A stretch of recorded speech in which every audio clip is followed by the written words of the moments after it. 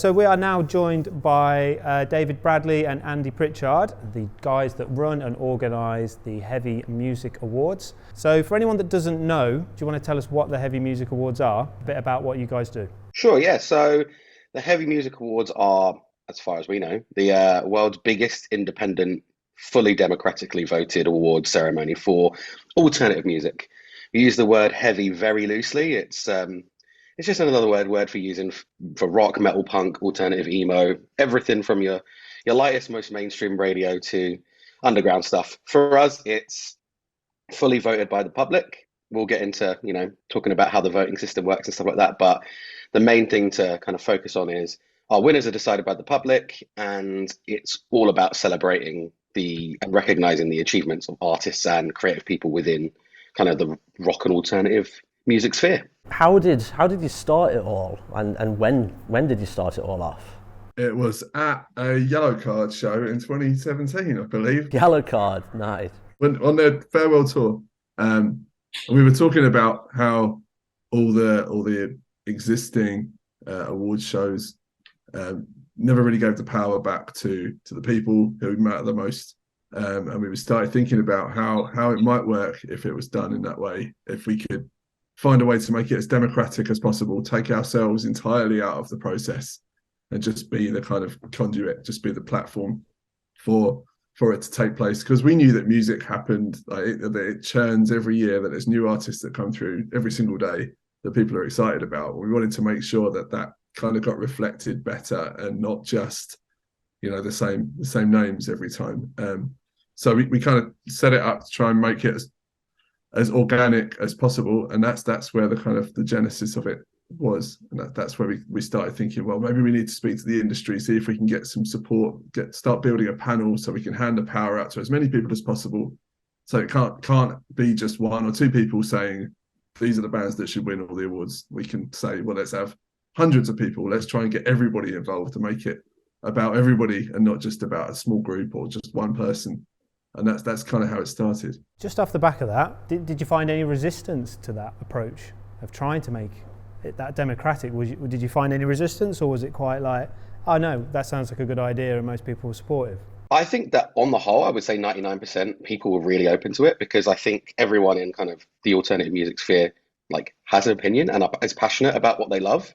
It's not kind of a throwaway music. It's very much a lifestyle. So for the fact we were able to involve a lot of people and kind of ask them what they thought and then put the power back to the fans, I think that was, received with open arms from the industry at first, and also from the public, and also from artists. We've spoken to so many artists and actually seen big interviews with people like Noel Gallagher that says, if we get an award that's being chosen by our fans, that means something to us. They're the people who are buying our records, coming to our shows, giving us the platform to have a successful career and keep creating and being, giving something back to the music sphere. For them, that's important. And we think that's important too. Everything we do is artist focused, artist led. You'll see our socials are never about us. We're never shouting hey, we created this award show. It's it's all about the artists. It's all about recognizing and celebrating their successes. And if you've ever come to our event or will come to one of our events in the future, you'll see that's what it is all about. It's all about giving. It's not about a competition. It's not about who's the best. It's just that an award ceremony is the kind of best way for us to just kind of celebrate. That's the biggest thing. How does the voting process start, and then how does it go to the public after you've chosen the bands, or the bands who are doing really well, and you're like, right, get this voted? What's the process involved in all of that? So on the 1st of January, or around there every year, depending on how hungover everybody is. So the start of the year, we go out to our industry panel, which is about 1,000 people now. It's anyone up from interns at record labels up to the highest up people in the rock industry, the people putting on the festivals, the people in charge of record labels. And we ask them, we tell them what the categories are, and we ask them to give us their top 3 in each category. And we don't have any input into that. We might say, here's some year-end lists that might help you remember what came out in this year, but we don't shape it in any way. And then once they've done their nominations, that we tally them up. We take the top 7 from every category, and that's our shortlist. That's the finalists. So we don't have any say, and we get a really nice surprise every year when we see what's come through, because quite often there'll be bands in there that we're not familiar with, which is super exciting. We've both discovered new bands because of it. And then once we've got those shortlists, that goes out to the public. They vote. In the last few years, we've had well over 1 million votes, which is a big thing, from all over the world, sometimes over 150 countries voting in it. And then that's where we end up with our winners. I'm just going to jump in. Like, what's your favourite category? Always the breakthrough ones, right? The breakthrough ones are it's got to be that.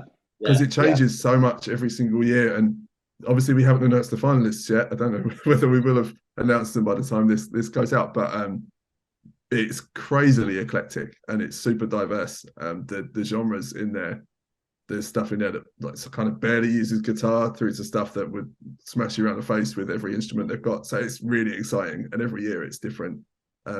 I was a little bit worried actually through COVID that it might slow down creativity and that new bands might slow down in coming through, but almost the opposite's happened, which is really exciting. Yeah, 100%. And do you know what? I think for us, the breakthrough also gives us excitement because all of those artists that come to the event are really excited, because for a lot of them, it's the first big event they've been to or the first award they've ever been nominated for. And that's the most exciting part of being in a band. Like, in the past, I've worked promoting bands and worked with them from the beginning of their career up to, being quite established. And those early days are the days that they always talk about. They're where the funny stories come from. So to be part of that journey is huge for us. And actually, it's what our fans want. Like, at the end of last year's event, we did a big survey for all of the people who voted. We got well over 2,000 responses, which is incredible. So thanks to anyone who did that. But a big part of what they were all saying is we want more with breakthrough artists. We want to discover more new artists through you guys. Like, it wasn't, we want Metallica on the big stage, no pressure. It was more new artists. Like, we're discovering artists through you guys, and we want to support new artists. So it feels like the fans and us enjoy the breakthrough stuff.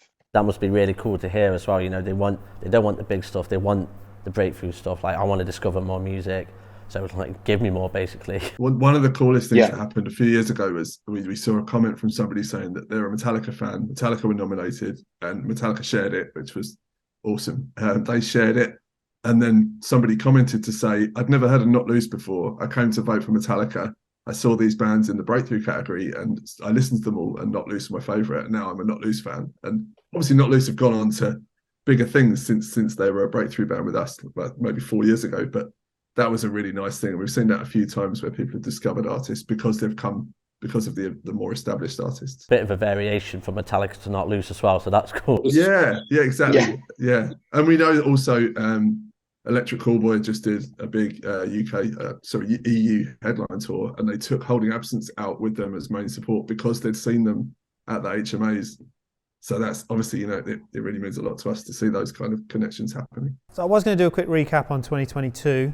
Was there any standout winners for you from 2022 before we look ahead to next year? I mean, for me, it was the H, for us to be able to give that to the Heavy Metal Truants to celebrate their 10 years of the amazing charity they've done. In the past, I've worked on Download Festival and I've always kind of like been closely aligned to what they do, and like I'm blown away by the work that they've done and how much money they've raised. Like, they were a big part of why we wanted to have kind of a community award and to do the charity work that we do and have that element, because it really does show how much like the rock scene is like a lifestyle and how we want to give back.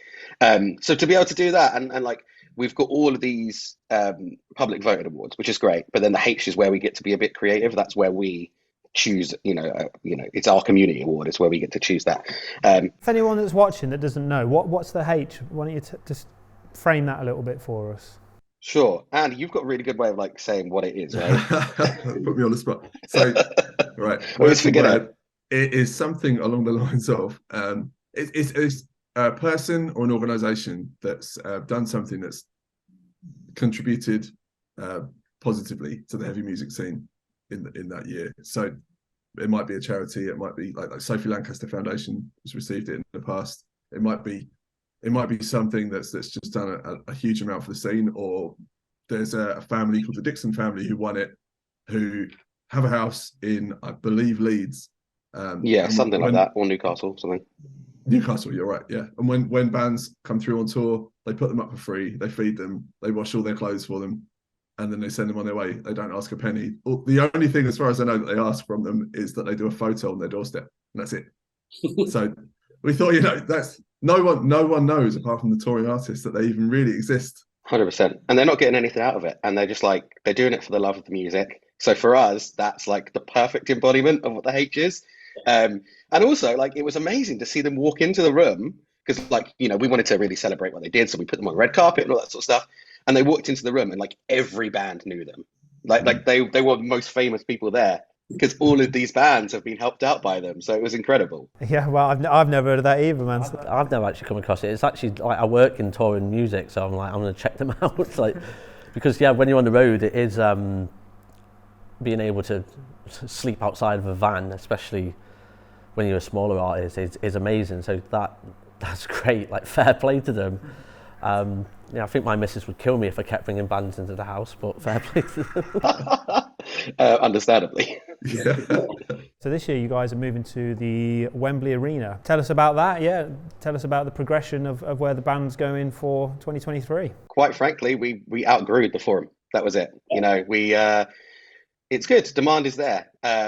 We love the Forum. We've worked with them for a few years now. They're like the coolest people we've ever worked with. They're awesome. So we were a little bit sad about having to move on that side because we were losing a working relationship that was great. And we just couldn't be more lucky that we've kind of started working with like as good and as nice group of people at Wembley. So, look, we're very lucky that we know the guy who runs Wembley, and he's hugely, John Drury, he's hugely supportive of music. He's hugely supportive of rock music. And, we were talking to him about, like, this is a potential move for us, and he loved the idea, and he's been really helping us make this become a reality. Wembley's so synonymous with rock music, the Hello Wembley thing, all the rock bands kind of go to Wembley. So it just made sense for us, and we can be very clever with how we want to, grow the show and all that sort of stuff. So it's really, really let us be creative in how we want to present this show. We're kind of evolving it to be more of a bespoke show with artist appearances, award presentations, but it gives us the opportunity to still keep loads of fans coming. So we're still going to have fans in attendance.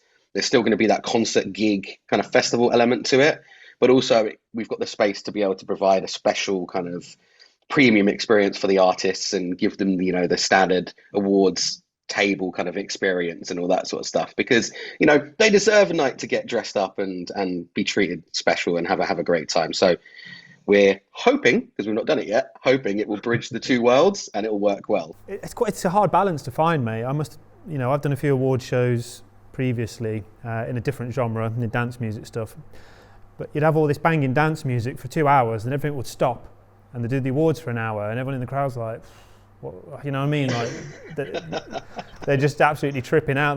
Too much built-up energy. Yeah, they've come to have a rave, and it's like, oh no, we're going to stop for an hour now and do this thing. So how do you find that balance between the awards, the music, and that sort of mixture of a show and keep it moving? We've always kept it snappy. So even with the shows that we've done at the Forum, it's always been like short performance, short amount of awards, short performances.